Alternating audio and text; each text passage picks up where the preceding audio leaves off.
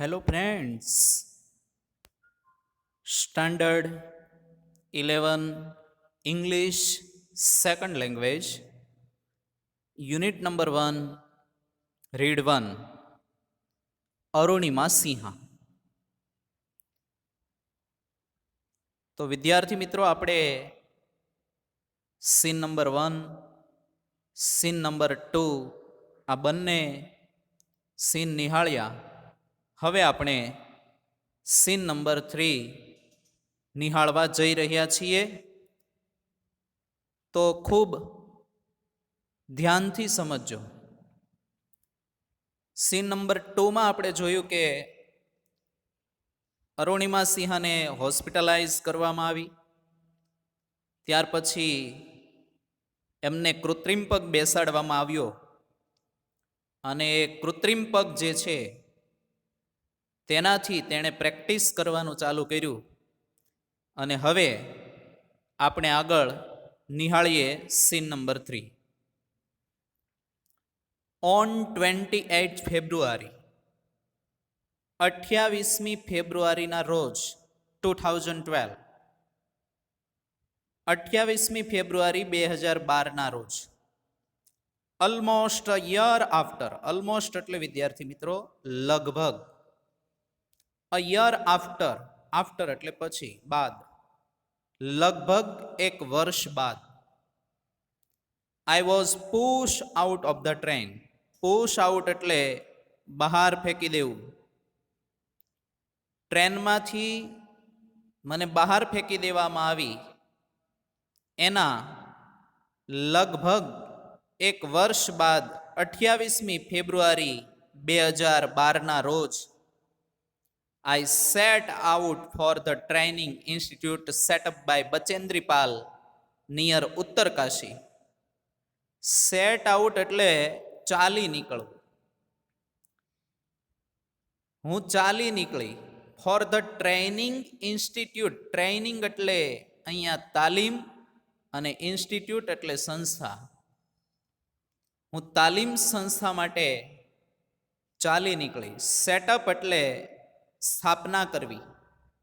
કોના દ્વારા સ્થપાયેલું? તો બાય બચેન્દ્રી પાલ, એટલે બચેન્દ્રી પાલ સ્થાપિત, નિયર ઉત્તરકાશી, ઉત્તરકાશીની નજીક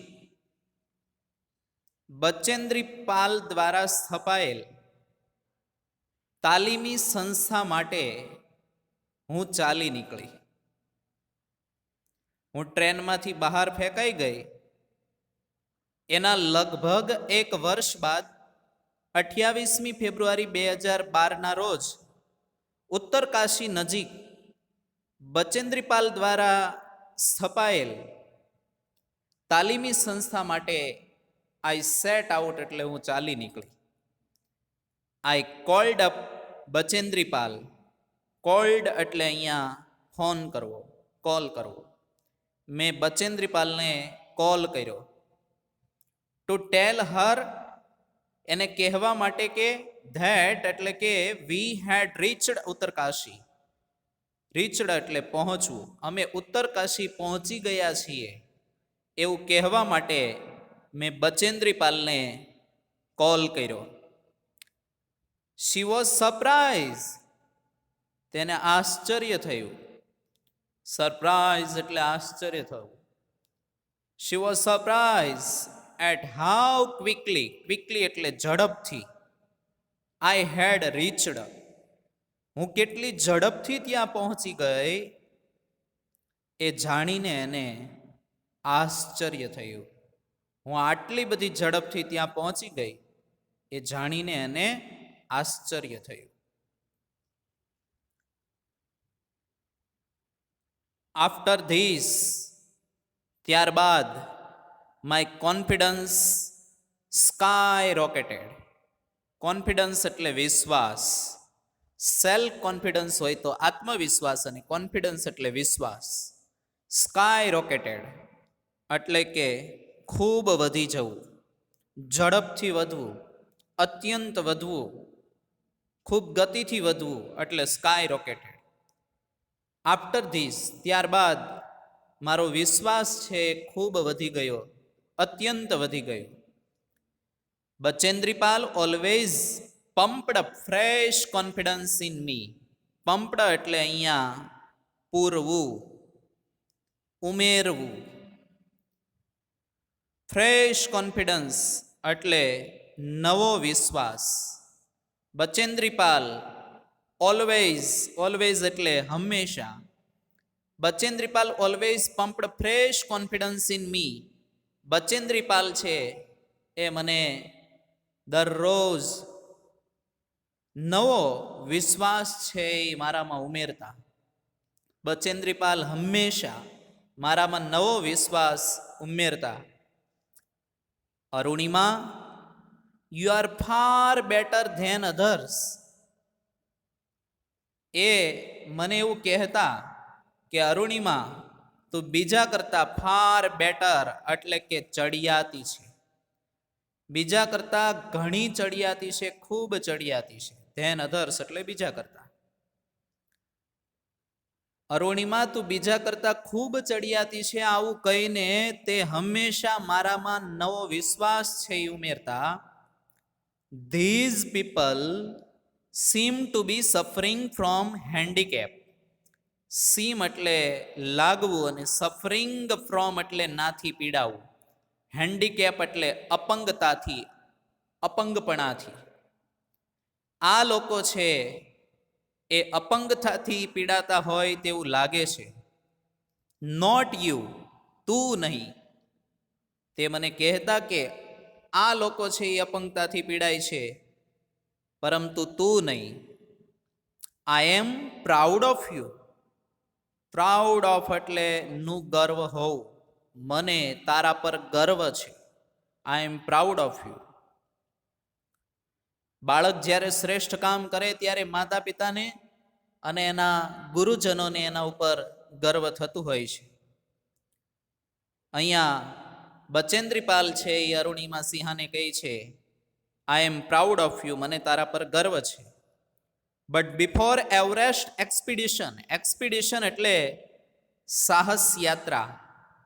જે મુશ્કેલીથી આરોહણ કરવાનું હોય એને એક્સપિડિશન કહેવામાં આવે છે, સાહસ યાત્રા કહેવામાં આવે છે. બટ બિફોર એવરેસ્ટ એક્સપિડિશન, પરંતુ એવરેસ્ટની સાહસ યાત્રા પહેલા you will have to prove your self. Prove એટલે સાબિત કરવું. તારે તારી જાતને, યોર સેલ્ફ એટલે તારી જાતને સાબિત કરવી પડશે. એવરેસ્ટની સાહસ યાત્રા પહેલા તારે તારી જાતને સાબિત કરવી પડશે. If you climb 21,798 feet high Chamser Kangri mountain.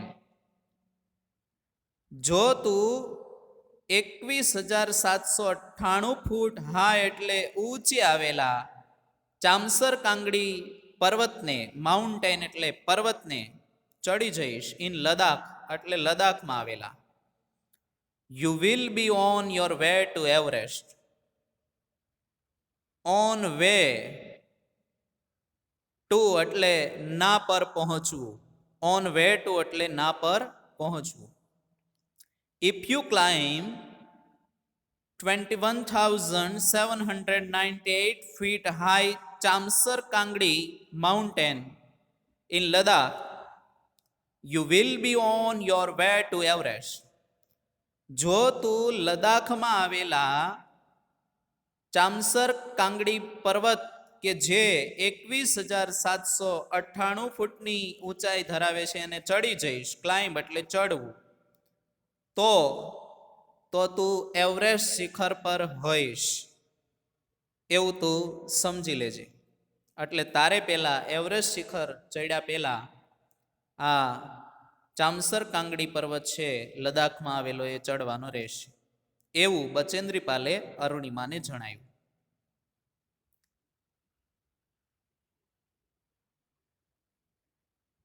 I successfully completed that expedition. Expedition એટલે વિદ્યાર્થી મિત્રો સાહસ યાત્રા, અને સક્સેસફુલી એટલે સફળતાપૂર્વક. સક્સેસ એટલે સફળતા એક નાઉન છે, સક્સેસફુલ એ એડજેક્ટિવ છે, એટલે સફળદાયી, અને સક્સેસફુલી એટલે સફળતાપૂર્વક એ એડવર્બ છે. આઈ સક્સેસફુલી કમ્પ્લીટેડ ધેટ એક્સપિડિશન, એ સાહસ યાત્રાને મેં સફળતાપૂર્વક કમ્પ્લીટ એટલે પૂર્ણ કરવું, પાર પાડી. બાય ધ ટાઈમ એટલે ત્યાં સુધીમાં. By the time we reached the base camp, અમે બેઝ કેમ્પે પહોંચીએ ત્યાં સુધીમાં. બેઝ કેમ્પ એટલે વિદ્યાર્થી મિત્રો, જ્યારે ચઢાણ ચડતા હોય અને ખૂબ કઠિન ચઢાણ આવવાનું હોય, એના પહેલાં પોતાની જાતને તૈયાર કરવા માટે, થોડો રેસ્ટ આપવા માટે જે સ્થાન ઉપર વિશ્રામ લેવામાં આવે છે એને બેઝ કેમ્પ કહેવામાં આવે છે.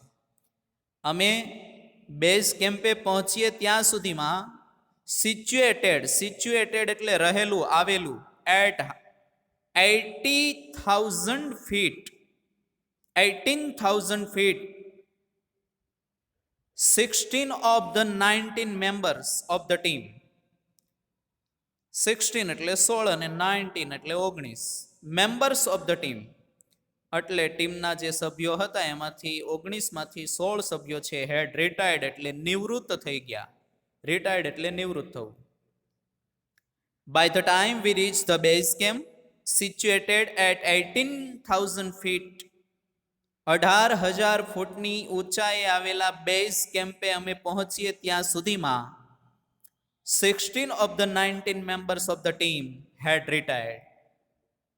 જે ટીમના 19 સભ્યો હતા, એ અમારી ટીમના 19 સભ્યોમાંથી 16 સભ્યો છે એ નિવૃત્ત થઈ ગયા.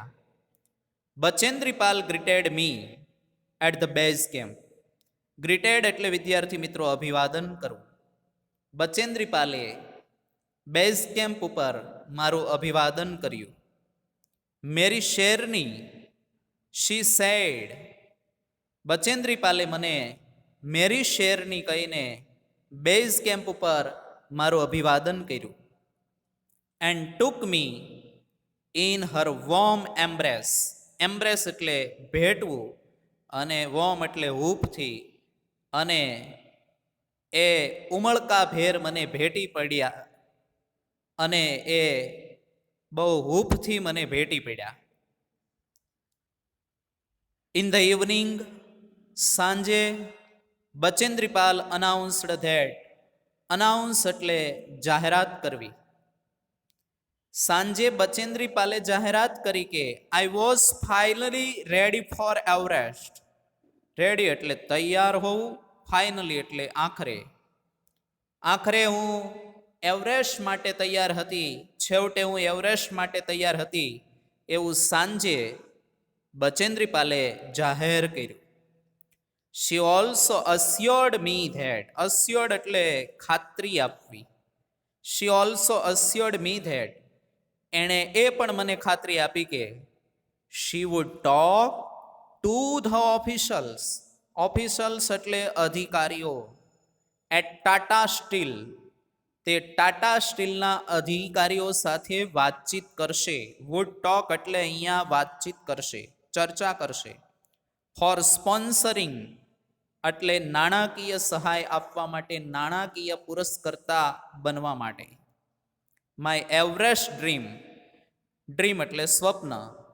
જે મારું એવરેસ્ટ શિખરનું સ્વપ્ન પાર પાડવાનું હતું, જે મારે એવરેસ્ટ શિખરનું સ્વપ્ન સાકાર કરવાનું હતું, એના માટે નાણાકીય પુરસ્કર્તા બનવા માટે તેઓ ટાટા સ્ટીલના જે અધિકારીઓ છે એની સાથે તે ચર્ચા કરશે, વાતચીત કરશે, એવું એમણે મને જણાવ્યું, ખાતરી આપી.